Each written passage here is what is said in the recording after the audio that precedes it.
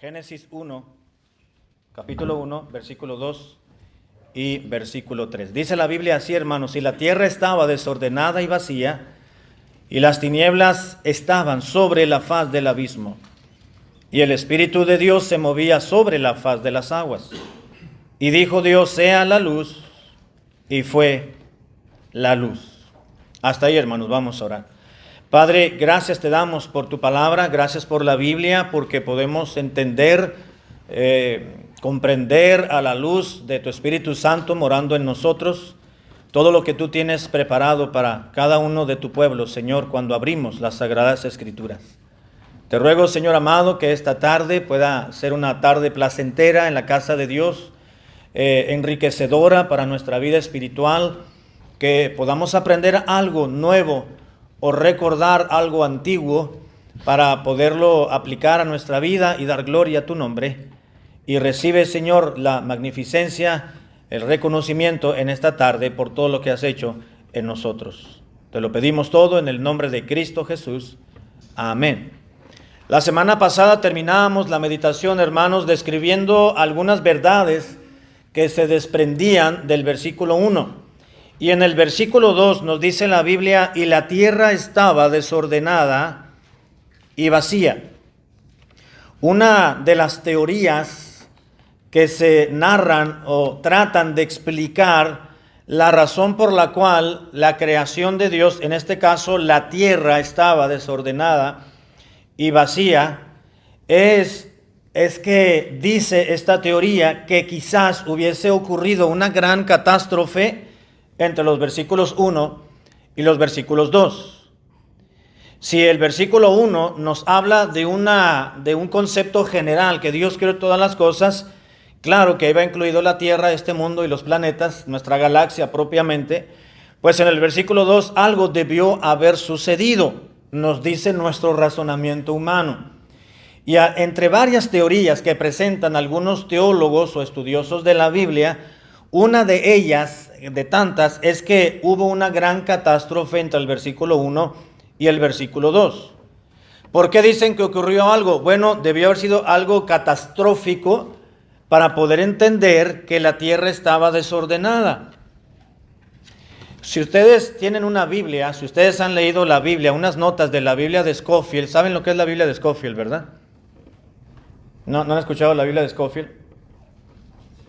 No. Bueno, la Biblia de Scofield no es otra cosa más que una Biblia de estudio. Es la Biblia versión Reina Valera, 1960, pero eres un doctor en divinidad quien tomó ciertas notas a través de sus propios estudios teológicos.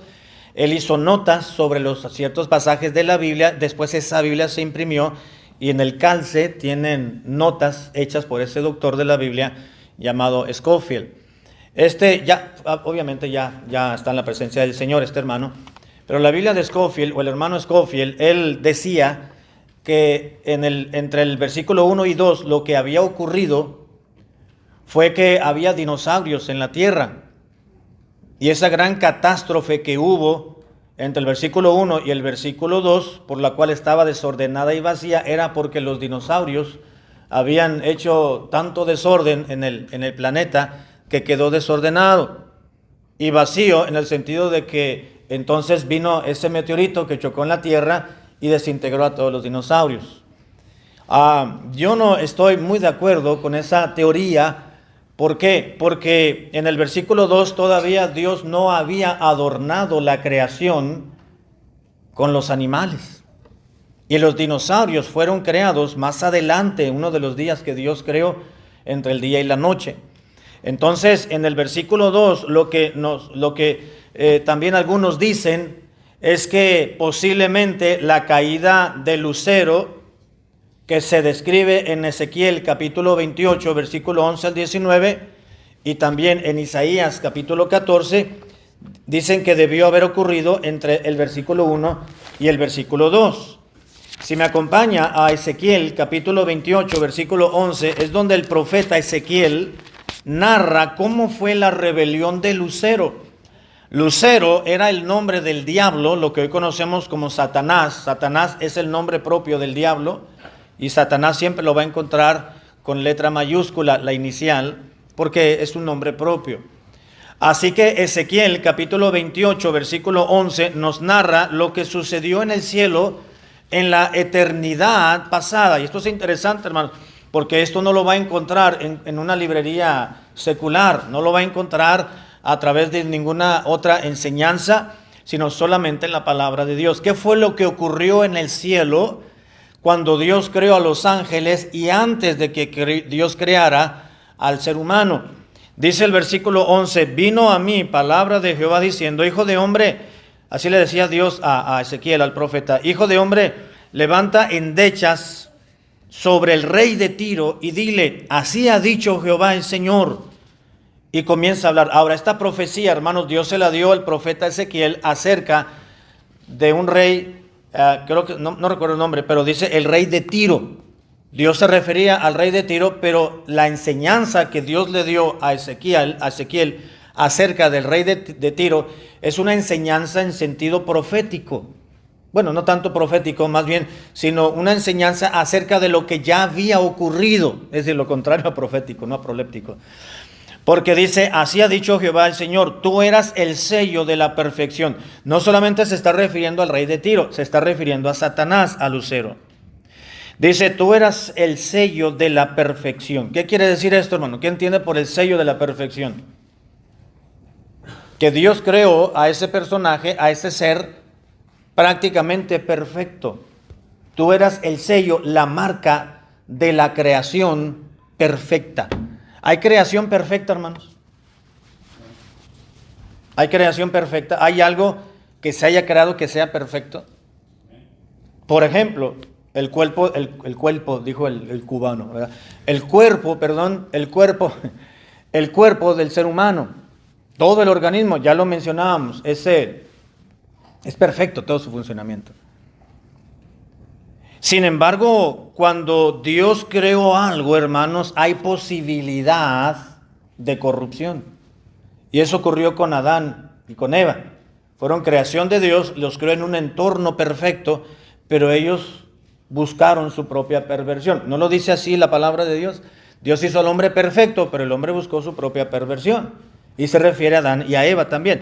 Dice, tú eras el sello de la perfección, lleno de sabiduría y acabado de hermosura. ¿De quién dijimos que está hablando Dios aquí, hermanos? De Lucero, exactamente, de Satanás. Lleno de sabiduría y acabado de hermosura. Versículo 13. En Edén, ¿quién estuvo en el huerto del Edén? ¿El rey de Tiro o Satanás? Satanás. Entonces el relato nos está dando una clave de que no está hablando exclusivamente del rey de Tiro, sino de alguien que estuvo en Edén. En Edén, en el huerto de Dios estuviste. De toda piedra preciosa era tu vestidura, de cornelina, de topacio, de jaspe, de crisólito, de berilo y de ónice, de zafiro, carbunclo, esmeralda y de oro. Los primores de tus tamboriles y flautas estuvieron preparados para ti en el día de tu creación. ¿Qué está diciendo Dios, hermano? Está describiendo algo muy interesante. Cuando Dios creó a Lucero, es decir, a Satanás, hubo música en el cielo. Dice que lo mejor de los tamboriles y las flautas, hubo música, hubo fiesta, pues estuvieron preparados para ti en el día que fue creado Lucero. Versículo 14, tú, querubín grande. Querubín, hermanos, es uno de los rangos que encontramos en la Biblia, o de jerarquía, si me permite decirlo así. En los ángeles, están los serafines, están los querubines y están los arcángeles. Y aquí dice la Biblia, describe Dios a Satanás o a Lucero como un querubín. Por el contexto de otros pasajes, tanto en el Antiguo como en el Nuevo Testamento, vamos a darnos cuenta que los querubines, hermanos, son aquellos ángeles, aquel rango de ángeles que están cuidando la santidad de Dios al lado del trono de Dios en el cielo. Por ejemplo, hay ciertos pasajes, no lo vamos a ver ahorita porque está fuera del contexto, pero solamente recordarles, cuando Dios ordenó a Moisés, a los artífices, que crearan el propiciatorio del arca, ¿se acuerdan del propiciatorio? ¿Se acuerdan del propiciatorio? ¿Qué era el propiciatorio?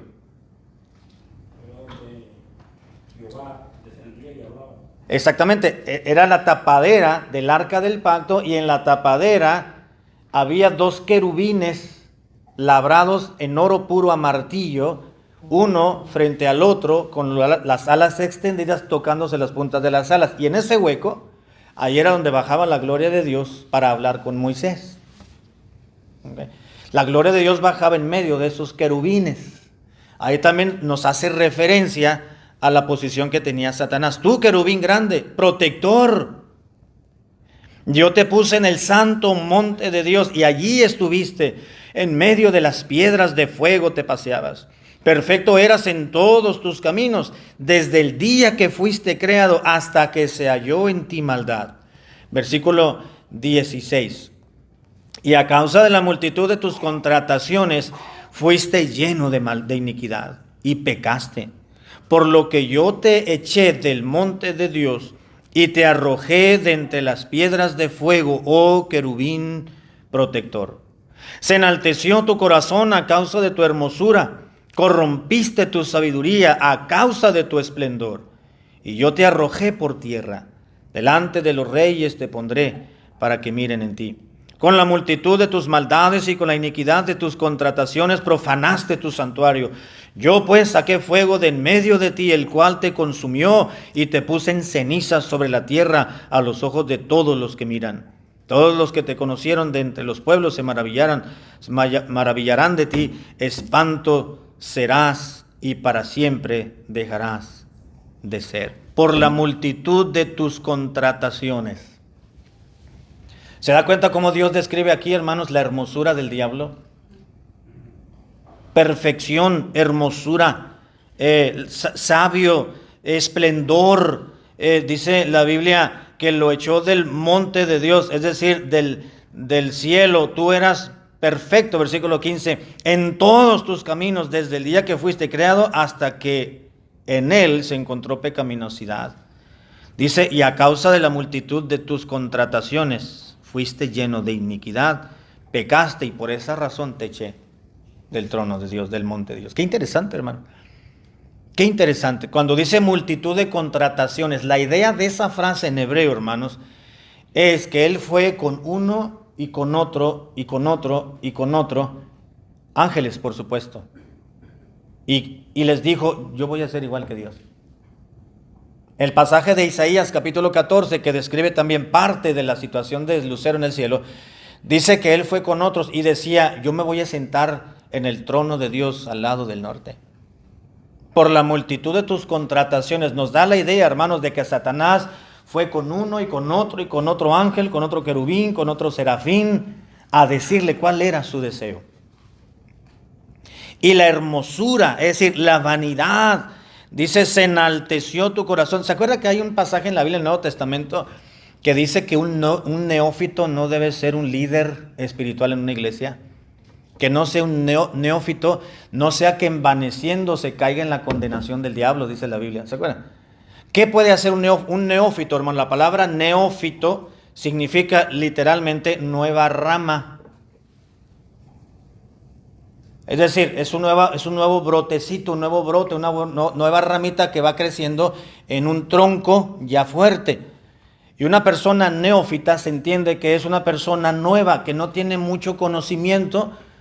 Entonces dice la Biblia, no puedes poner a predicar, no puedes darle un cargo de autoridad en la iglesia a alguien neófito, a alguien que es nuevo en el evangelio, porque obviamente su corazón le van a faltar todavía que desarrolle ciertas virtudes cristianas y probablemente y seguramente va a caer en la condenación del diablo. ¿Cuál fue la condenación del diablo? Se enalteció su corazón, se ensoberbeció su corazón y entonces pensó que todo lo sabía, que todo lo podía, porque era una persona hermosa, Satanás.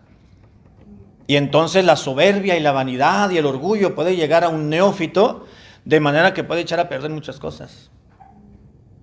Hace muchos años estaba terminando el curso de posgrado en un seminario bíblico en Hermosillo, Sonora, en México.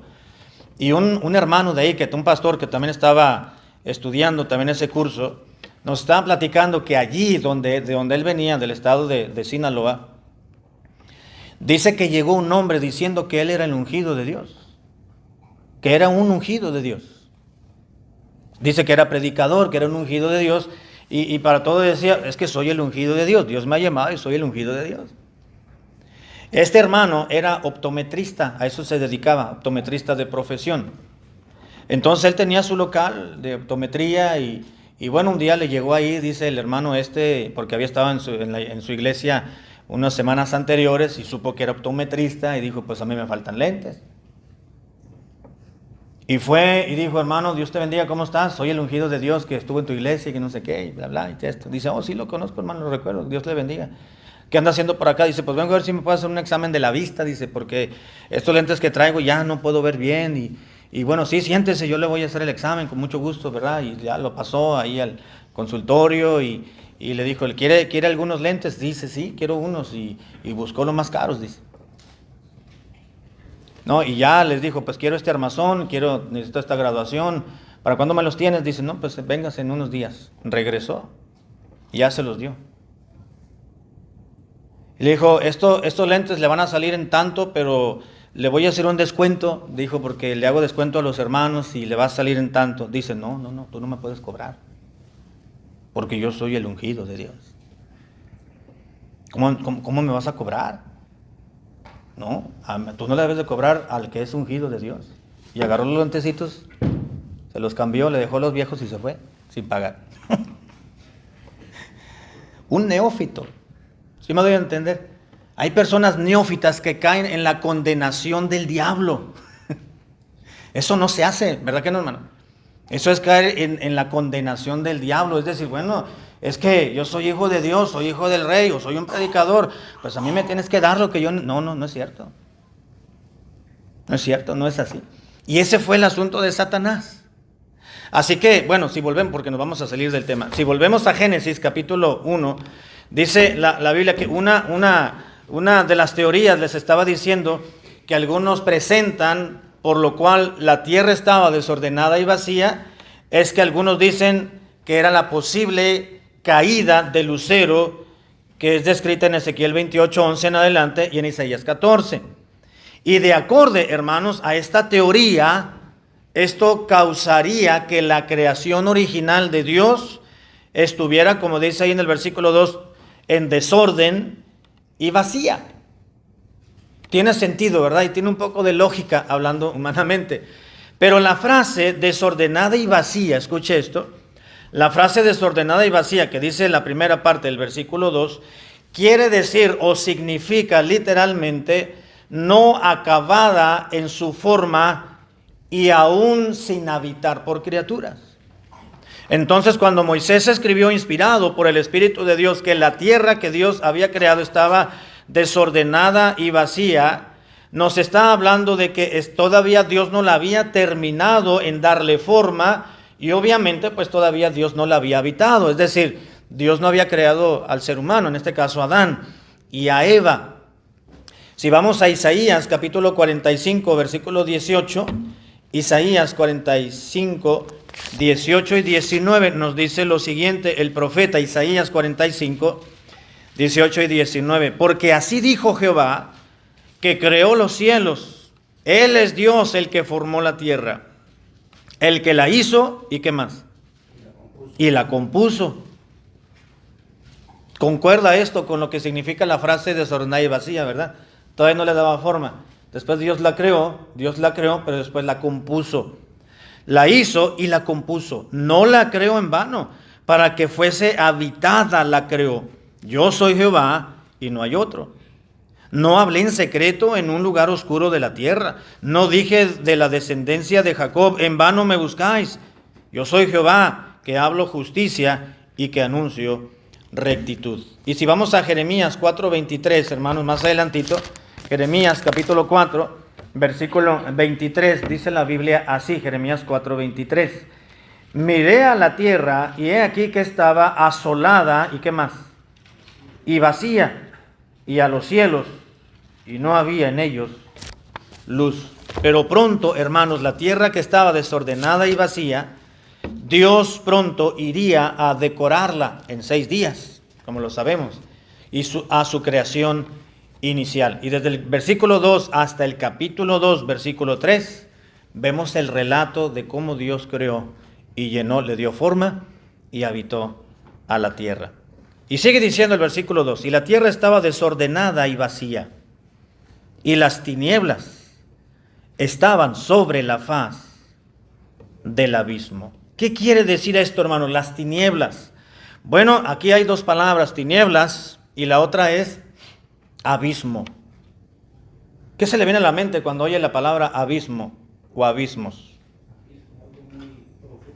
Algo muy profundo, por ejemplo, exactamente. En los océanos, hermanos, hay abismos. Y hay no se me fue el nombre, pero hay un abismo muy profundo, que es el más profundo que hay en uno de los mares. No sé si él es el Atlántico o el Pacífico, océanos. Pero es el más profundo que hay, de varios kilómetros hacia abajo. Y no lo han podido... No, ese no es, ese es un abismo, ese es más bien, ¿cómo le diré? Bueno, es una situación que tiene que ver con magnetismo, cosas así, ¿verdad? Por eso salen tantas cosas de que se perdieron los barcos, desaparecieron, perdieron la comunicación y de repente ya no supieron de un barco que pasó, una avioneta, un avión, ¿verdad? Es más como promoción, marketing, algo así que hubo hace muchísimos años, pero tiene que ver con los polos magnéticos, ¿no? Han descubierto los científicos. Pero los abismos, se nos viene a la mente una gran profundidad, ¿verdad? Pero la palabra abismo, hermanos, aquí en la Biblia es un término que es usado para referirse sencillamente a la superficie de la tierra cubierta por las aguas, antes de que fuera descubierta la tierra seca. ¿Se acuerdan que Dios dijo, separe las aguas de las aguas y de la expansión de las aguas? Es decir, cuando Dios creó el planeta era totalmente agua, pero después Dios separó las aguas de las aguas, es decir, separó aguas de todo el planeta que estaba cubierto y entonces se hicieron las nubes. Y entonces se descubrió la tierra seca. Entonces, cuando la palabra abismo se menciona aquí en Génesis, entonces se está utilizando este término para referirse, repito, a tierra que ha estado cubierta por las aguas y que fueron descubiertas a tierra seca. Dice el mismo capítulo 1, versículo 9. Dijo también Dios, júntense las aguas que están debajo de los cielos en un lugar y descúbrase lo seco. ¿Y qué pasó, hermanos? Y fue así como Dios dijo. Versículo 10. Y llamó Dios a lo seco, ¿qué? Tierra, y a la reunión de las aguas llamó mares, y vio Dios que era bueno. Cuando dice entonces abismo, la tierra estaba desordenada y vacía, y las tinieblas, la oscuridad sencillamente, estaba sobre la faz, sobre la superficie del agua que estaba cubriendo la tierra, y obviamente no era tierra seca. Este mismo término, hermanos, lo utilizó Jonás. Si me acompaña al libro de Jonás, Jonás utilizó el mismo término de abismo, y dice la palabra de Dios así, Jonás, capítulo 2, versículo 5. Jonás 2:5. ¿Quién lo tiene, hermanos? Que lo pueda leer en voz alta. Jonás, capítulo 2, versículo 5. Las aguas me rodearon hasta el alma. Rodeóme. El abismo, el alga, se enredó en mi cabeza. Exactamente, gracias, hermano. Ahí en el capítulo 2, Jonás está orando, ¿sí o no, hermanos? Es una oración que Jonás elevó a Dios, ¿desde dónde? ¿Desde lo profundo de la embarcación que iba? No, cuando estaba dentro en el vientre del pez, ¿verdad?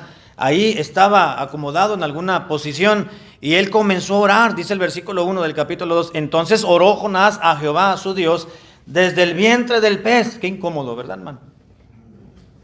Imagínense. Y comenzó a orar, invoqué en mi angustia a Jehová y él me oyó y empezó a hablar. Y luego dice el versículo con el cual estamos, que leyó el hermano, el 5, ¿verdad? Las aguas me rodearon hasta el alma, rodeóme el abismo. ¿A qué se está refiriendo con que lo rodeó el abismo? Pues a un montón de aguas. ¿Ok? Dice Génesis que la tierra, dice que las tinieblas cubrían la faz del abismo, es decir, aguas estaban cubriendo tierra. Entonces, aguas, hermanos, o la palabra abismo se está describiendo o se usa para describir aguas, un montón de aguas en el que se encontró en este caso Jonás sumergido. Así que la palabra abismo se refiere sencillamente a aguas, exactamente. Vamos a volver a Génesis 1:2. Y la tierra estaba desordenada y vacía y las tinieblas estaban sobre la faz del abismo, es decir, había oscuridad sobre las aguas, porque todavía no se creaba la luz. Dice el versículo siguiente, bueno, el mismo versículo, y el Espíritu de Dios se movía sobre la faz de las aguas. ¿De quién se está hablando aquí, hermanos? En el versículo 2. ¿Qué personaje vemos? Al Espíritu Santo, al Espíritu de Dios. Dice que el Espíritu de Dios se movía.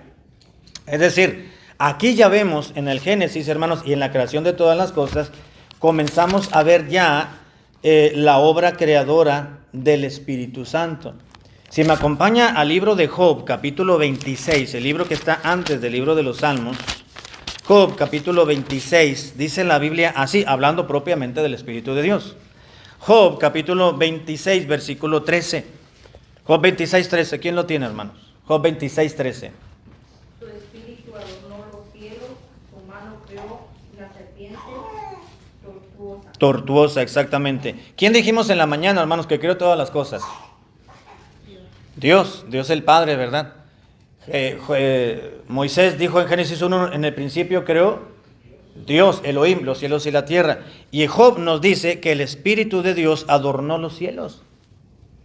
¿Qué nos está diciendo eso? Que el Espíritu de Dios también tuvo parte en la obra creadora de Dios. Salmo 33, 6. Vamos más adelantito. Salmos número 33, versículo 6.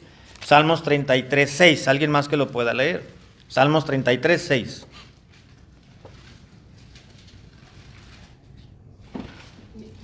Por esto orará. 30, Salmos 30, perdón hermano. Salmos 33, 6.